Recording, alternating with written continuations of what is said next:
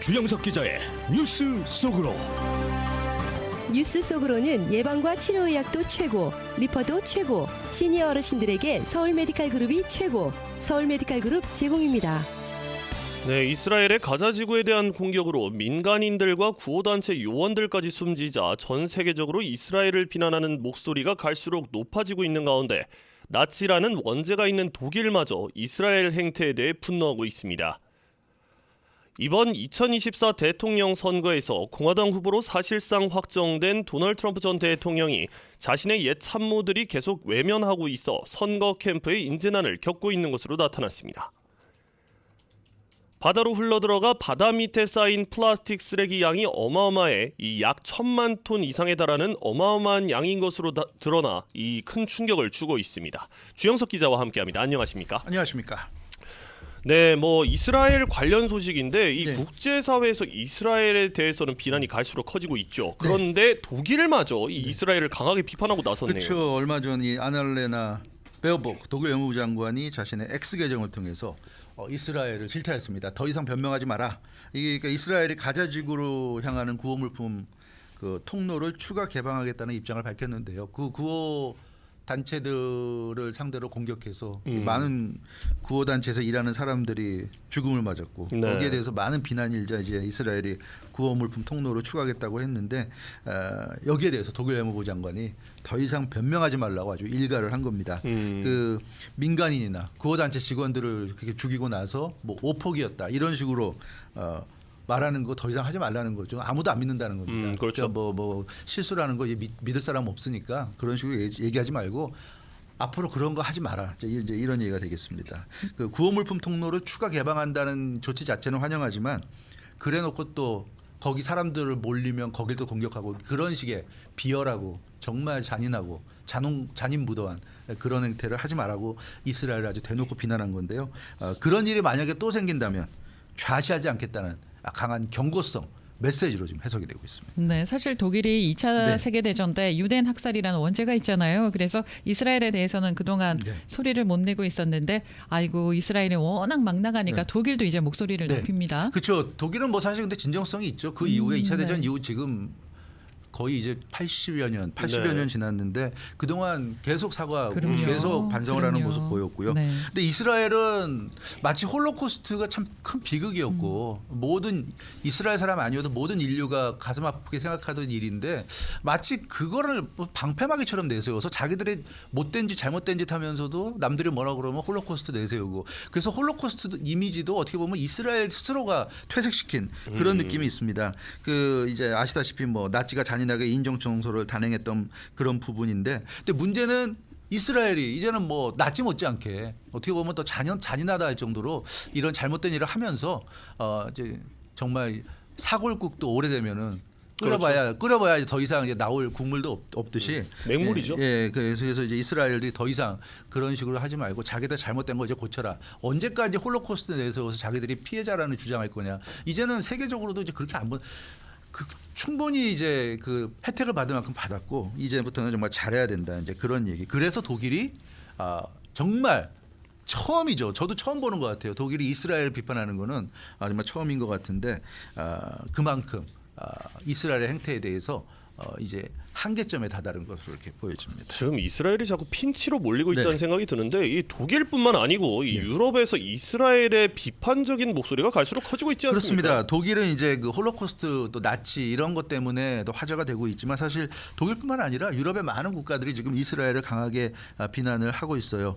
영국, 뭐 폴란드 등도 이스라엘군 폭격으로 그 구호 요원 죽었을 때 그 숨진 구호 요원들이 이제 폴란드 사람, 영국 사람들이었습니다. 그래서 강하게 이스라엘을 비난했고 아주 격분했는데 가자에서 목숨을 잃는 구호 요원들이나 민간인들이 너무 많다.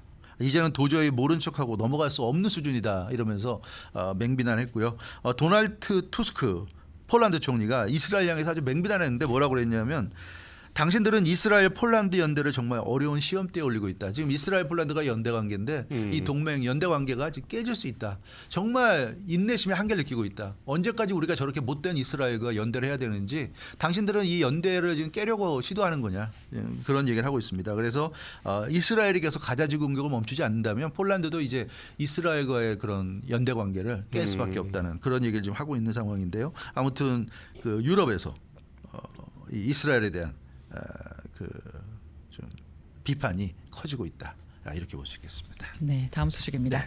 도널드 트럼프 전 대통령이 다시 이제 대통령직에 도전을 하는데 네. 예전에 함께 일했던 인사들의 상당수가 부정적인 네. 언급을 하고 있다는 그렇죠. 소식이에요. 이게 참 이례적인 게 트럼프 전 대통령이 당선 가능성이 좀 높잖아요. 그렇죠. 어찌됐건 조 바이든 현 대통령보다 더 높게 나타나는데 그게 사실은 예전에 함께 일했던 사람 입장에서 좋은 기회인데 뭐 대통령 될 가능성이 없는 사람이 같이 일하자고 그러면 그건 또 좀 그럴 그렇죠. 수 있지만. 싫을 수가 있는데 네. 대통령 될 가능성이 상당히 높단 말이에요. 지금 도널드 트럼프 전 대통령은. 그럼에도 백악관에 들어갈 가능성이 높은 사람인데 그런 사람이 같이 일하자고 하는데 그거를 지금 그 부정적으로 지금 대응 반응이 나오고 있다는 거 네. 이건 참 이례적입니다. 트럼프 전 대통령이 2016년 대선에서 힐러리 클린턴 당시 민주당 후보를 꺾고 대통령 당선됐고 4년 대통령하고 2020년 대선에서 조 바이든 당시 민주당 후보에게 패해서 재선 실패했고 이번에 2024년 대선에서 다시 조 바이든 또 대통령과 리턴 매치를 하게 됩니다. 그러니까 이제 세 번째 대선에 이제 도전하게 되는데 그렇죠. 2016년부터 2020년까지 그 4년 사이에 함께했던 최고위급 인사들의 상당수가 지금 트럼프 전 대통령에게 등을 돌리고 있다는 얘기예요. 그래서 그 당시 백악관이나 행정부의 주요 인사들이 대놓고 트럼프 전 대통령을 지금 비판하고 있어서 트럼프 전 대통령도 물론 모른 척하고 있지만 좀 곤혹스러운 입장인 건 사실입니다. 근데 이 사람들의 비판이 상당히 뼈아픈 게 대통령을 할 만한 머리가 없다 이런 식으로 아주 노골적으로 비난을 가하고 있기 때문에 네. 트럼프 전 대통령 입장에서도 아마 좀 곤혹스러움을 느낄 것 같습니다. 아니 사실 대통령 할 만할 머리가 없다라는 말은 좀 함께했던 인사들이 하기에는 아주 심한 말 그렇죠. 같은데 네. 누가 그렇게 얘기하고 있습니까? 일단 그 존 볼튼 기억나시죠? 예. 그래요? 흰 코스염이 인상적인 아주 극우적인 인물이죠. 존 볼튼. 트럼프 대통령 백악관에서 국가안보보좌관 담당하다가 결국은 파면됐죠. 네. 뭐 그래서 그런지 그 물러날 때 상당히 안 좋게 물러나서 그때부터 트럼프 전 대통령에게 앙심을 많이 품었던 것 같고요. 그 지난 3월 28일 목요일 한 2주 전쯤에 프랑스 르피가로지와 인터뷰에서 트럼프 전 대통령 아주 맹비난했습니다. 뭐라고 했냐면 뭐 일각에서는 트럼프 전 대통령이 또 대통령이 되면 뭐 또 독재할 수 있다, 민주주의에 안 맞는다 이런 얘기하는데 걱정하지 마라. 트럼프 전 대통령은 독재할래야 독재할 만한 머리가 없다 이렇게 아주 대놓고 얘기했습니다. 독재도 머리가 좋아야 하는 거지 그렇죠. 아무나 독재하냐 이런 식으로 아주 대놓고 깎았고요. 트럼프 전 대통령은 정말 이제 한낱 부동산 개발업자일 뿐이다 그런 얘기를 했고 트럼프 전 대통령에게 가장 큰 문제는 정치 철학이 없다는 거다. 그게 뭐 정치 철학이 좋다 나쁘다 떠나서 거기에 동의하고 안 동의하고 떠나서 정치 철학 자체는 있어야 되는데 정치 철학 자체가 없다는 거고요. 그래서 트럼프 전 대통령에게 모든 것은 정치적 또 개인적으로 자신에게 도움이 되는지 여부다. 철학이 없다 보니까 저 사람이 도움이 된다 그러면 뭔가 맞지 않는 사람 같은데도 가까이 하고 저 사람이 도움이 안 된다 싶으면 철학적으로 맞는 사람 같은데 멀리하고 이제 이런 식이라는 거죠. 그래서 문제가 심하다 이렇게 존 볼튼이 대놓고 비난했습니다. 철저하게 비즈니스맨이다라고 이렇게 치부를 하는 것 같으네요. 네. 존 볼턴. 그렇습니다. 네. 그런가 하면 또 트럼프 대통령 시절에 고위직을 지낸 다른 사람들도요. 잇따라서 굉장히 부정적으로 언급을 하고 있습니다. 그런 사람들이 점점 좀 많은데요. 네. 마크 에스퍼 기억나실 거예요. 이름이 그 트럼프 대통령 시절 국방부 장관을 지낸 인물입니다. 마크 에스퍼 전 국방부 장관 역시 반 트럼프 지금 입장을 나타내고 있는데요. 네. 최근 인터뷰에서 이런 얘기를 했어요. 이것 하나만은 지금 말할 수 있다. 트럼프 전 대통령에게 내 표를 주지 않을 거다. 그러니까 이번 11월 대선에서 자기가 누굴 찍을지 모르지만 최소한 트럼프 전 대통령을 안 찍을 거라는 건 내가 지금 이 시점에서 자신 있게 얘기할 수 있다. 그 더힐과 인터뷰에서 그런 얘기를 했어요. 이것도 참 뼈아픕니다. 트럼프 대통령 시절 국방부 장관을 지낸 인물이 이렇게 대놓고 네. 트럼프에게는 표를 안 준다. 이거 정말 아주 크게 좀 한 방 맞은 기분이고요. 마이크 펜스 부통령, 트럼프 대통령 시절 부통령을 지낸 인물. 이 마이크 펜스 부통령도 이런 얘기를 했어요. 자기가 양심적으로 트럼프 전 대통령을 다시 지지할 수는 없다. 이런 얘기 또 했어요. 네. 그래서 부통령이었는데요. 그렇죠. 네. 뭐 사실 마이크 펜스 부통령과 사이가 멀어진 건 꽤 됐지만 그렇죠. 어찌됐건 아직까지도 마이크 펜스 부통령은 트럼프 전 대통령에 대해서는 부정적입니다. 또 정치 전문 매체 더힐은 이 마크 에스퍼 국방장관, 그 마이크 펜스 부통령이 모두 지난 2021년 1월 6일 이후에 반트럼프로 돌아섰다. 근데 1월 6일에 바로 의사당 난입 사태가 일어났던 그렇죠. 그날이잖아요. 그래서 폭도들에 의한 1월 6일 연방의사당 점거 사태 이후에 이 마크 에스퍼라든가 마이크 펜스라든가 이런 유력한 트럼프 최측근 인사들이 다 돌아섰다. 그러니까 연방의사당 앞에서 이렇게 지지자들을 자극하는 이런 발언을 하는 트럼프 전 대통령을 보면서 도저히 함께할 수 없다 이런 생각을 했다는 얘기고요. 뉴욕타임즈는 트럼프 전 대통령을 지지하지 않거나 비난하는 트럼프 내각 인사들이 아주 화려하다고 사실상 조롱하는 기사를 내보냈는데 지금 말씀드렸던 인사들 외에도 다수의 최고위직 인사들의 트럼프 전 대통령에 대한 반감이 매우 크다고 합니다. 뉴욕타임즈가 언급한 인물들을 보면 존 켈리 전 백악관 비서실장, 제임스 매티스 전 국방부 장관, 마크 에스퍼 전에 국방부 장관이죠. 제임스 매티스 전 국방부 장관, 그리고 윌리엄 바 전 법무부 장관. 바 법무부 장관은 우리가 기억나는 인물입니다. 그래서 네, 맞습니다. 그야말로 핵심 인물들입니다. 다 우리가 이름이 다 기억날 만한 얼굴까지 기억나는 사람들인데 이런 사람들이 다 하나같이 지금 반트럼프니까 뭔가 트럼프 전 대통령이 주변 사람들의 좀 인심을 잃었던 것 같기도 하고 확실히 이 좀 용인술 내지는 그 사람 대인 관계에서 좀 문제가 있지 않나 그런 생각도 해보게 됩니다. 사실 요즘에는 이런 비난에 뭐 뼈 맞았다, 뼈 때린다 하거든요. 그렇죠. 네, 트럼프 전 대통령 입장에서는 상당히 뼈 아플 수밖에 없겠어요. 뼈 아플 수밖에 없어요. 왜냐하면 뭐 한두 명이야 그럴 수 있다 치는데 거의 모든 주요 인사들이 다 이렇게 좀 반트럼프 쪽으로 돌아섰다는 건 이건 좀 심각한 문제고요. 네. 주변에서 왜냐하면 그래도 트럼프 전 대통령과 같이 대통령 시절에 일을 했던 사람들이고 잘 안다는 사람들이 하나같이 이런 식으로 지금 스탠스를 취한다는 거는 이거는 좀 골수 지지자들이야 흔들리지 않겠지만 중도 성향 뭐 그런 사람들에게는 영향을 미칠 수 있는 그런 그 언동이라고 볼 수가 있겠습니다. 이번 11월 대선에서 트럼프 전 대통령이 유리하다고 하지만 결국 중도층의 표심이 좌우할 것이기 때문에 당락을 그런 면에서는 악재일 수밖에 없고 특히 스윙 스테이트에서 중도층의 표심이 이런 최측근들의 반트럼프적인 이런 언행을 보면서 과연 어떤 생각을 할 건지 이제 그런 걸 볼 때 11월 대선은 역시 누가 이길지 쉽게 우리가 판단하기는 좀 어려운 그런 상황인 것 같습니다. 네.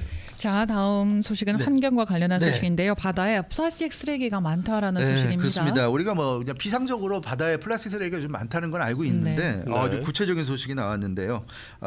뭐 워낙 뉴스라든가 다큐멘터리 등에서 소개가 돼서 잘 알려졌는데 근데 그 양이요 정말 어마어마하다고 합니다. 네. 지금까지 1,100만 톤 이상의 플라스틱 쓰레기가 이 바다 밑에 쌓여 있는 것으로. 그러니까 바다 위에 떠 있는 거 말고 바다 밑에 들어가서 우리 눈에 안 보이는 거. 바다 밑에 깔려 있는 게 1,100만 톤 이상이라고 합니다. 네, 지금 어마어마합니다. 네. 쓰레기 중에서도 플라스틱 쓰레기만 그렇죠. 1,100만 톤인 네, 겁니다. 그렇죠. 네, 엄청난 양인데 네. 아니 누가 이런 정도의 플라스틱 쓰레기가 쌓여있다고 추산을 하는 겁니까? 그 호주 연방과학산업연구기구 가 최근에 논문을 발표했는데요. 브리타 데니스 하데스티 박사팀이 최근에 논문 결과를 공개했는데 여기에 그런 내용이 나옵니다. 과학저널 심해 연구 파트 1에서 해저의 플라스틱 양을 추정했는데 해저의 플라스틱 양과 분포를 측정하는 예측 모델을 구축해서 이 연구팀이 그걸 분석했어요. 그 결과 해저에서 300만에서 1,100만 톤의 플라스틱 쓰레기가 쌓여 있는 것으로 지금 나타나고 있다. 그래서 최고 지금 1,100만 톤에 달하는 어마어마한 양이 해저 어딘가에 지금 쌓여져 있다.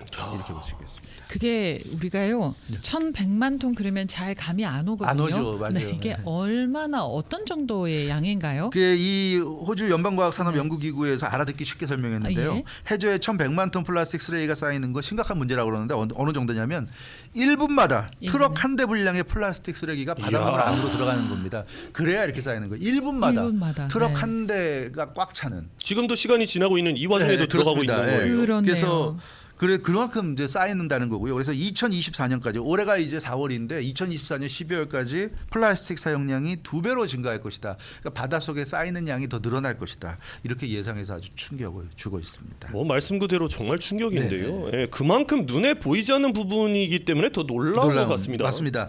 해저 플라스틱 쓰레기 추정치는 해수면에 떠다니는 플라스틱 양보다 최대 100배는 더 많은 것으로 지금 추산이 되고 있어요. 그리고 해저 플라스틱 쓰레기 중 46%가 대륙 주변 해안이나 인구 밀집 해안지대 근처에 있습니다. 그러니까 그 중에 거의 절반 정도가 수심 200m 이하, 우리가 흔히 대륙붕이라고 그러죠. 네. 대륙붕의 해저 플라스틱의 거의 절반 가까이가 집중돼 있고요. 네. 그럼 나머지 54%는 어디 있냐면 수심 200m에서 11,000m.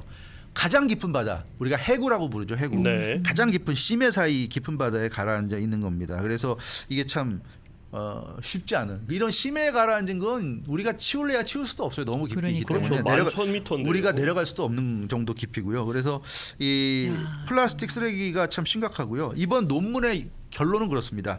플라스틱 쓰레기가 육지에서 버려지더라도 내가 그냥 육지 어딘가에 플라스틱을 버린다 해도 그 종착지는 결국 바다 밑이다. 네. 그런 얘기예요. 네, 그런 얘기고 그래서 우리가 일상생활에서 플라스틱을 좀 버리지 않아야 된다. 이제 이런 얘기가 되겠고 플라스틱 쓰레기의 이동과 축적 과정을 이해하는 게 중요하다. 그걸 이해하면 다각적인 대책도 세울 수 있고 우리가 좀 더 플라스틱을 버리지 않는 노력을 할 수도 있을 것이다. 이제 이런 얘기인데 좀 우리가 경각심을 갖고 앞으로 플라스틱 쓰레기 버리는 부분에 대해서도 네. 생각을 좀 해봐야 될 것 좀 같습니다. 플라스틱을 먹은 생선이 우리 밥상 위에 올라온다라고 그럴 수 있죠. 생각하면 되지 않을까 싶네요. 맞아요. 그런 것도 상당히 네. 큰 문제입니다. 폐하액에서 이미 미세 플라스틱이 발견이 그러니까요. 된다고 하잖아요. 네, 그렇습니다. 자, 환경보호는 나부터 먼저라는 글귀가 떠오르네요. 네.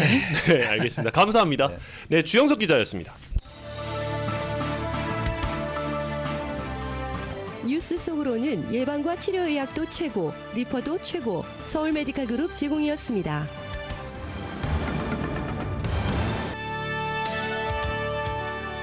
이슈 투데이. 네, 오늘 이슈 투데이 문선영 문화평론가와 함께합니다. 안녕하십니까? 네, 안녕하세요. 문선영입니다. 네, 혜인이가 우니까 미치겠더라. 요즘 눈물의 여왕 안 보면 대화가 안 된다고 하던데 도대체 눈물의 여왕 어떤 드라마입니까? 백현우만 울 줄 알았더니 이제 홍혜인이 울기 시작하더라고요. 아, 예. 사례가 넘어가면서 네. 드라마가 좀 달라지기 시작하면서 좀 그동안 조금은 지지부진했던 텐션이 다시 좀 강해지기 시작했죠. 그래서 네. 홍혜인의 집안이 이제 그야말로 모함에 의해서 음모에 의해서 이제 뒤집어지게 되고 고향을 찾은, 그러니까 백현우 집안을 찾은 이야기로 되면서 어떻게 그야말로 서민들이 살아가는지 이제 그 생활 속에 녹아드는 또 에피소드가 펼쳐지면서 새로운 국면을 맞이하고 그 백현우의 캐릭터가 이제 그 집안을 복수하는 내용으로 꾸며지면서 이제 제2막이 오르면서 시청률이 좀 올라가는 것 같습니다. 저는 처음에 이 드라마를 1편, 2편 볼 때요. 또 재벌 이야기야? 또 그렇죠. 남자판 신데렐라 이야기야? 이렇게 생각을 하고 중간에 안 봤어요. 안 봤는데 중간에 흐름을 이렇게 보니까 슬쩍슬쩍 이렇게 한번 보니까 대사가 굉장히 좋았고요. 그다음에 작가가 말하자고 하는 메시지가 분명하구나. 그 메시지는 사랑이 과연 무엇인가? 제대로 사랑한다는 게 무엇인가를 알려주고 싶구나. 이런 걸 느껴가지고 요즘 푹 빠졌어요. 오히려 네. 뒤늦게.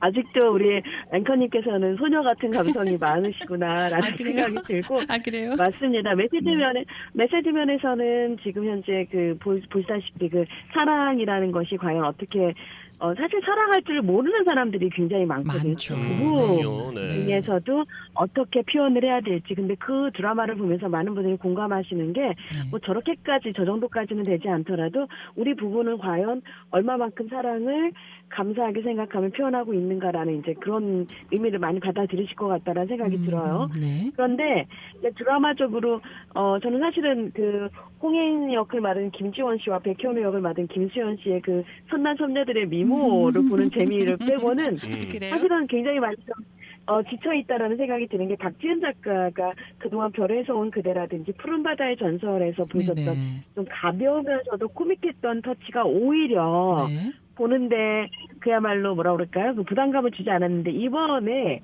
눈물의 여왕이라는 작품에서는 좀 반복되는 어떤 서사, 다시 말해서 어떤 계급적인 차이라든지 신분의 차이, 그리고 또 아시다시피 그 사랑의 불시착에서 보여줬던 남녀의 어떤 이데올로기라든지 이런 차이들을 통해서 그 안에서 품어지는 가벼우면서도 촌철살인적인 그런 차이의 어떤 미학을 좀 보였다면 이번에 눈물의 여왕에서는 좀 반복되는 그야말로 부잣집의 네. 재벌가와 네. 대리사회가 들어가는 것이 이제는 좀 지칠 정도가 되지 않았나 네, 이제 이런 네. 생각이 좀 들기는 합니다. 물론 눈물의 여왕을 통해서 박지은 작가를 처음 만나시는 분들이라면 이게 굉장히 또 재밌고 코믹한 부분이 있기 때문에 여기에 만족을 하실 수 있을 것 같아요. 근데 박지은 작가의 팬들이셨다면은 이제 좀 지친다 이제 이런 생각이 좀 들지 않을까. 근데 네. 그럼에도 네. 네, 그럼에도 불구하고 이렇게 화제를 끌 수 있는 그리고 지금 최고의 인기를 누릴 수 있는 드라마인 이유가 있을까요?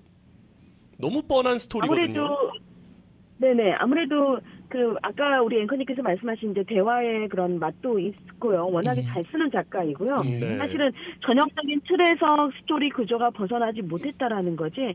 대화라든지 등장인물의 캐릭터 자체가 통통 튀는 매력이 더 저하된 건 아니거든요. 네. 그리고 또 보시면은 김수현 씨라든지 김지원 씨의 연기도 굉장히 보는 재미도 있지만 그 뒷받침하고 있는 나영희 씨라든지 여러분들 네. 김갑 씨, 조연들. 정준영 네. 씨의 그런 역할들 네. 네, 그리고 그 캐릭터들의 보는 재미도 있거든요. 이러다 네네. 보니까 굉장히 뭐 지금 그리고 또 이것을 상대할 만한 능가할 만한 로맨틱 코미디 장르가 사실 없죠. 없거든요. 또 그렇죠. 시기적으로도 네네. 예, 잘 네. 나온 작품이다라는 생각이 듭니다. 지금 댓글 보면은 저도 무시하고 안 보다가 아내가 워낙에 심취해서 뭔데 그래 하고 보기 시작했는데 이제는 주말만 기다린다고 하셨고요. 또 한 분은 다 아는 이야기인데도 보게 됩니다.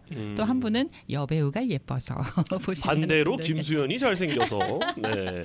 저는 어떤 부분이 있냐면은요. 우리는 부모는 자식을 다 사랑한다 이렇게 통상적으로 이제 생각을 하잖아요. 근데 그 드라마 속에서 네네. 그 딸을 미워하게 되는 이유가 있고 뭐 자식과 부모와의 관계에 대해서 아주 우리가 교과서적으로 알고 있는 그런 사랑이 아닌 경우도 있다. 이런 것도 한번 그 사례로 보여주는 듯 해서요. 그런 것도 우리 삶에 좀 도움이 되는 이야기가 되지 않을까라는 생각이 들고 또 하나는 부잣집을 엿보게 되는데 그 전에 뭐 재벌집 아들이나 이런 데서 봤던 재벌들의 모습과 여기 나오는 재벌들의 모습과 세상이 좀 달라 보여요. 그래서 어머 엉성하죠. 굉장히 엉성하고. 네네. 그리고 꼭 저물이 아니면은 저 부자들은 꼭 맹물은 안 마시나 보다. 주전자에 들어있는 물은 안 마시나? 이런 거를 고증을 통해서 드라마에 심어 놓은 건가? 아니면 웃자고 하는 건가? 이런 것도 좀 재미가 있었어요.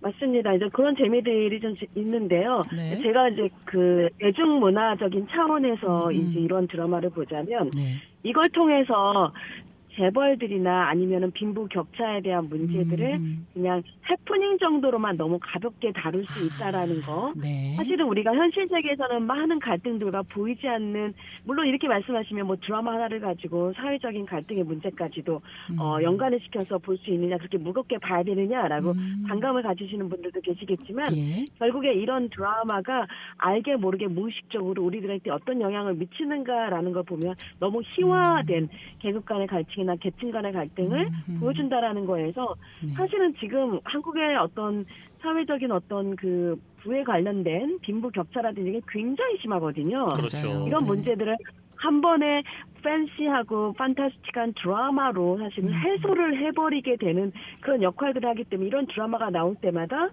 사실은 재미라는 요소뿐만 아니라 그 뒤에 숨겨져 있는 어떤 기능들을 하게 될 것인가라는 것을 사실 염려하는 게 네. 어느 정도 비평을 하는 입장에서는 사실 볼 수밖에 없지요. 그래서 그렇군요. 박지은 작가 훌륭합니다. 재미있습니다.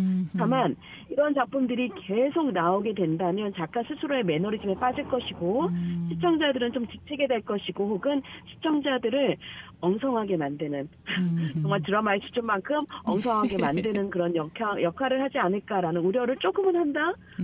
네. 그렇게 생각을 해주시면 감사할 것 같습니다. 아, 네. 네. 뭐 눈물의 여왕, 정말 드라마계의 여왕이 될지 한번 지켜보고요. 그리고 이 다음 웹 드라마죠. 요즘 기생수 더 그레이가 굉장한 또 화제를 모으고 있죠.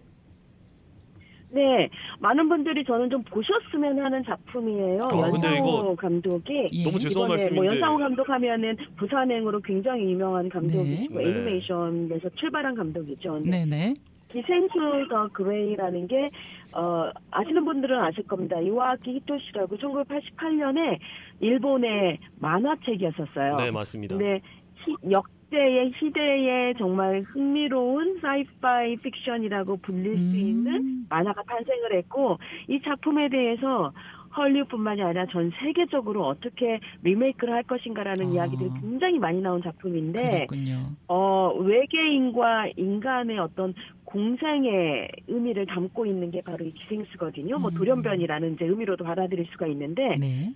이질적인 것과 타인과 자아가 어떻게 교합될 수 있는지 이제 이런 의미에서 색다른 메시지를 전할 수 있는 작품인데 연상호 감독의 이 작품이 논란은 좀 되고 있는 것 같아요. 원작과 비교를 해가지고 어떤 이제 비평을 하시는 분들도 계시고 바라보시는데 너무 말되지 않는다라고 보시겠지만 일단은 재미만 해서 저는 만점을 드리고요. 원작이 가지고 있는 면에서 다 살리지 못한 부분이 있지만 여러분들이 보시면 누구나가 즐길 수 있는 작품이다라는 점에서 만점을 드리고 한국의 와우 이 넷플릭스 사이파이를 이렇게 표현할 수 있다라는 게 이게 놀라운 기술력이구나 다시 한번 느끼실 수가 있을 겁니다. 네. 지루하지 않게 보실 수 있고요. 메시지 면에서 말이 되지 않는다 아니면 이거 받아들일 수 없다라고 생각하시는 분들도 계시겠지만 뭐 그런 부분들은 여러분들의 어떤 세계관이라든지 가치관에 맡기시면 되는 부분이기 때문에 연상호 감독이 이번에 기생수 더 그레이를 이번 주말에 좀 같이 보시기를 권해드리는 작품이고 청소년들도 같이 보실 수가 있는 작품이에요. 많은 상상력과 앞으로의 우리가 살아가면서 과연 우리가 타자에 대해서 어떻게 인정할 것인지 타자에 대해서 어떤 공포감이라든지 혹은 공생할 수 있는 가능성에 대한 어떤 의미들을 가지고 좀 보시면 도움이 되지 않을까라는 생각이 듭니다. 저는 메시지가 착해서 참 좋았습니다. 대사들도 착한 네. 대사들이 많이 나왔고요. 근데 네. 저는 개인적으로 네. 이 기생수는 예전에 뭐 저희 평론가님은 아시겠지만 이토준지의 소용돌이라던가 뭐 이런 거 있지 않습니까? 일본 만화 중에. 그렇죠. 예, 네. 그런 것들 좀 잔인하고 이 끔찍한 것들이 자꾸 생각이 나서 좀 이 호불호가 갈릴 것 같아요. 아무래도 이거는. 근데 이제 그 연상호 감독의 기생수 더 그레이가 실제로 이제 일본을 원작으로 했지만 많은 부분에서 한국적인 상황들하고 조금 많이 이렇게 접목을 시켰어요. 예. 한국에서 이런 일이 벌어지게 된다면 과연 정부에서는 어떻게 이야기를 할 것인가, 사회적으로 어떻게 받아들일 것인가, 물론 전면적으로 펼쳐 보이지는 않습니다만, 일본의 원작이 가지고 있는 더 그레이 기생수라든지 그 잔인한 부분에 있어서는 좀 조율이 됐다라고 봐요. 수위가 조절이 됐고요. 그래서 불편하신 분들이 없지 않아 있을 거라고 생각을 합니다. 하지만 이런 약간 몬스터물이라든지 아니면 사이파이물이라든지 이런 걸 즐길 수 있는 분들이라면 어떻게 보면 오히려 소프트하게 즐기실 수 있는 작품으로 탄생을 했어요. 네. 그리고 어떤 표현력이라든지 메시지 전달력에 있어서는 물론 그 원작 기생수를 보시면서 사실 저는 많이 울었었거든요. 너무 감동을 받아서 네. 울었던 작품 중에 하나가 기생수인데 아니 어느 부분이 눈물 나게 하던가요? 원작의 만화를 말씀을 드리면 네. 사실은 이 작품에서 빠졌던 게 뭐냐면 더 그레이 연상호 감독의 작품에서 빠졌던 게 그 네. 몸에 들어와 있는 네. 기생수와 주인공 간의 커뮤니케이션이 사실은 네. 어떤 판타지로 그려지게 되고 다른 시공간에서만 통해서 이게 되는데 원작에서는 그렇지 않아요. 정말 원작에서는 한 몸이 돼서 마인드가 같이 교합이 돼서 서로 대화를 일상적으로 나누게 되고 본인 스스로가 자아가 일체가 되는 그 단계까지 가는 그렇죠. 거거든요. 근데 이 방송을 들으시는 분들이 이게 무슨 얼토당토하지 않은 소리인가라고 생각을 하시겠지만 그 만화에서 예. 그게 이루어지게 되고 그걸 네. 정말 이와 김도시 작가가 정말 잘 그려냈다라고 봐요. 근데 그 부분에서 나중에 결말을 제가 말씀드리지 않겠지만 네네. 원작의 결말에서는 모두가 감동을 받을 수밖에 없는 알겠습니다. 네, 그런 이제 알겠습니다. 네. 네. 네, 이번 주말은 눈물의 여왕 그리고 기생수 더 그레이와 함께 하시면 좋겠네요. 네, 예, 평론가님 감사합니다. 네네. 좋은 주말 되십시오. 감사합니다. 네, 감사합니다. 문선영 문화평론가와 함께했습니다.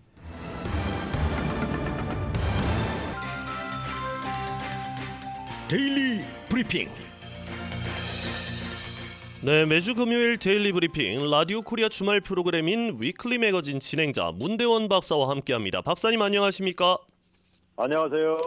네, 박사님, 이 여름 휴가철도 다가오면서 이제 엄청나게 항공기 이용객이 늘어날 텐데요. 이 LA 같은 대도시의 공항 파킹, 그러니까 공항 주차장도 사실 쉽지 않은 게 현실인데 요새 전국적으로 공항 절도 범죄율도 크게 증가하고 있다죠.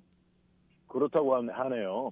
여기 한 예가 나와 있는데 2022년에 연방 하원의 첫 번째로 하원 의원 당선된 그 카라베오 의원이 있는데 이분은 자기 이제 덴버 쪽에서 이제 사니까 네, 덴버 공항을 파킹을 하고 워싱턴 D.C.를 자주 이제 왔다 갔다 하실 거 아닙니까? 그렇죠.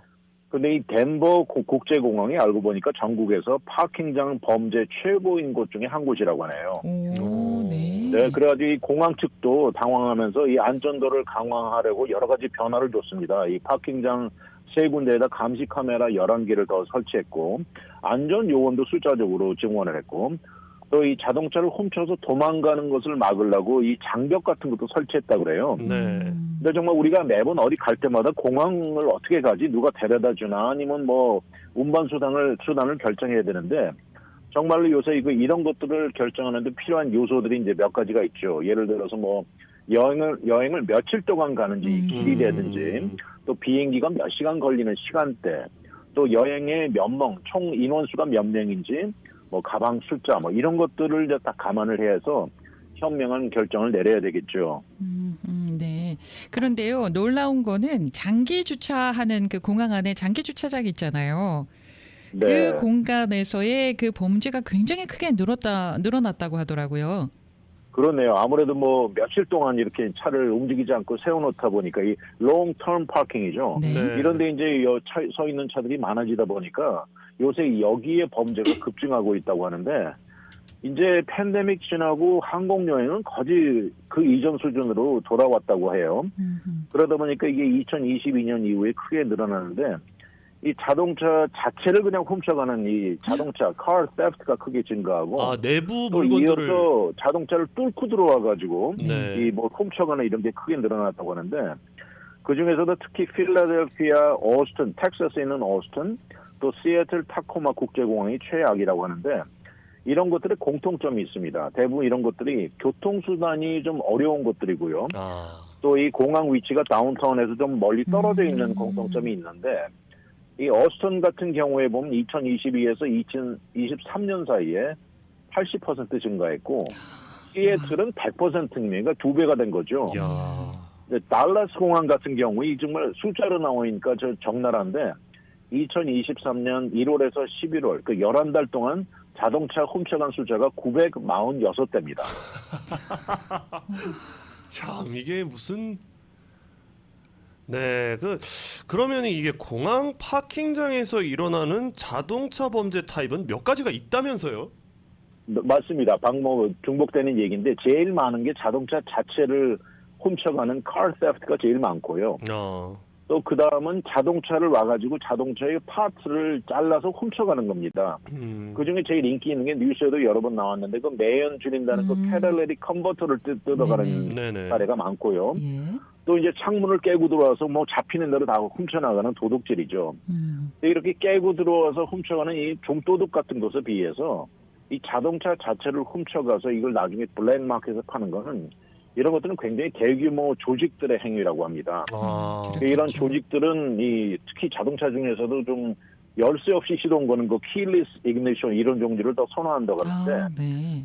아무래도 이제 이러다 보니까 이들이 이제 추천하는 거는 집에서 공항에 이제 차를 태워놓으려면 아무래도 제일 좋지 않은 차를 이용하라고 하네요.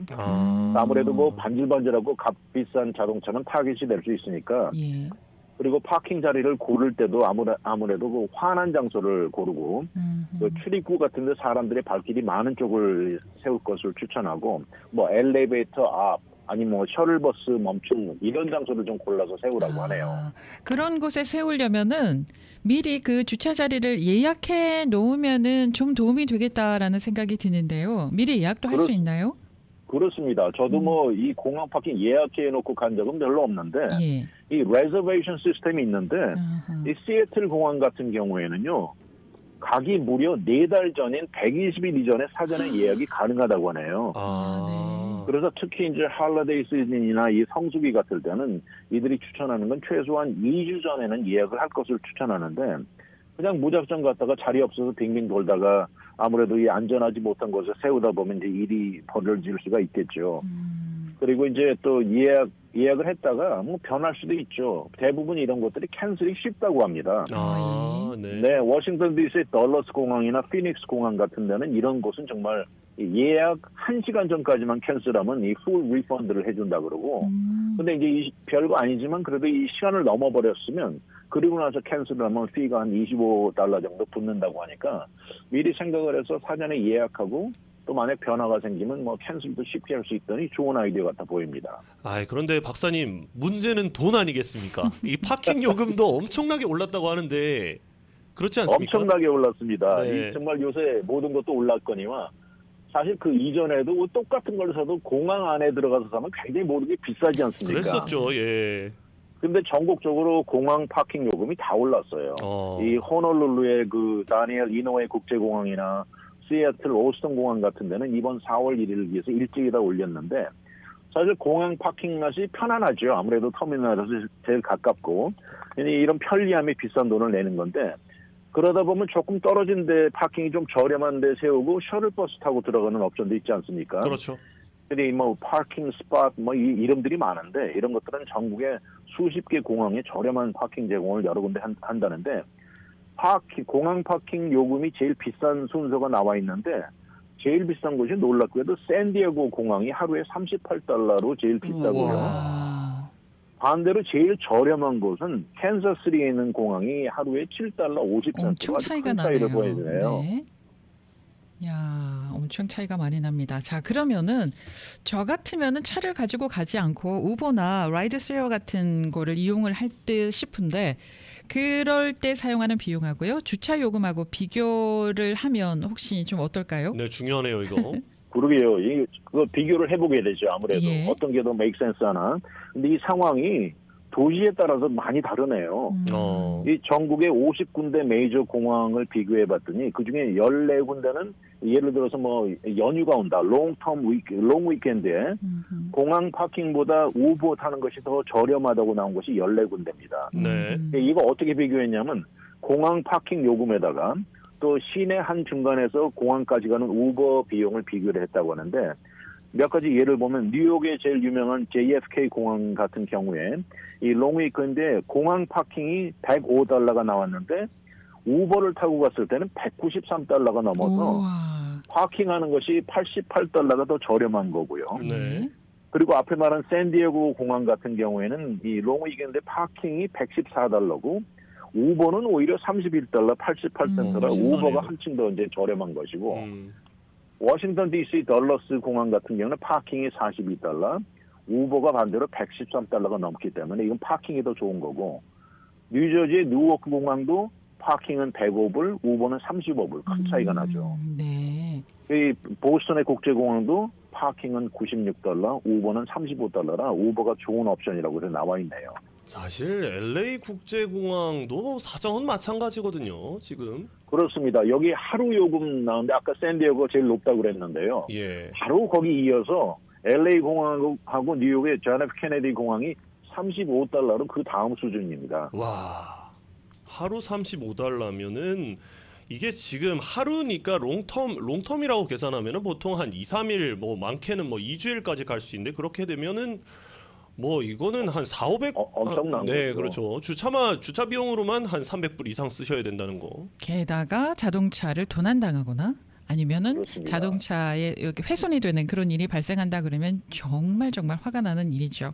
물론 이런 경우에 이제 보험 처리는 되겠습니다만은. 네. 네네. 근데 이게 가능하면 식구들이 좀 내려주면 제일 좋은 옵션 같은데 사실 저는 개인적으로 얼마 전에 스프링 브레이크였지 않습니까? 네. 예. 봄방학. 네. 식구를 픽업하느라고 LA 공항을 오랜만에 한번 갔었는데 예. 이 비용도 그렇고 파킹도 그렇지만 저는 그때 LA 공항 트래픽 때문에 한 2시간을 묶여 있었어요. 정말 이야. 이 교통 대란을 겪었는데 요새 LA 공항도 무슨 공사하느라고 굉장히 차가 많이 밀리더라고요. 왜냐하면 지금 LA 국제공항이 그 리노베이션 중입니다. 예, 그렇기 그렇습니다. 때문에 그렇기 때문에 뭐 다리를 건설하는지 뭐 주차 타워를 새로 이렇게 리모델링을 하는지 해서 엄청나게 지금 차선을 줄여놓은 상황이기 때문에 지금 가시는 분들은 여기 갈 때는 내 차 가지고 가면 손해다라고 하실 정도로 굉장히 불편함을 겪으실 거예요 지금. 네, 따로 공항에 가는 공항버스 이런 거는 시스템이 없나요? 뭐 있지요. 근데 지난번 조금 아까 얘기했던 그 정말 재미난 장면이 있었는데 예. 공항을 가는데 차가 움직이지 않는 거예요. 그러니까 그렇죠. 저는 이제 오는 사람을 픽업하러 가는 입장이라 덜 다급한데 비행기를 타야 되는 사람들은 거기 묶여가지고 그러면 한두 명이 차에서 내려서 가방을 들고 뛰어가는 모습이 그렇죠. 종종 이어졌던 기억이 납니다. 네. 네, 사실 뭐 LA 국제공항도 진입하기가 어렵다는 것을 악명 높은 공항 중에 한 곳이거든요. 네. 맞습니다.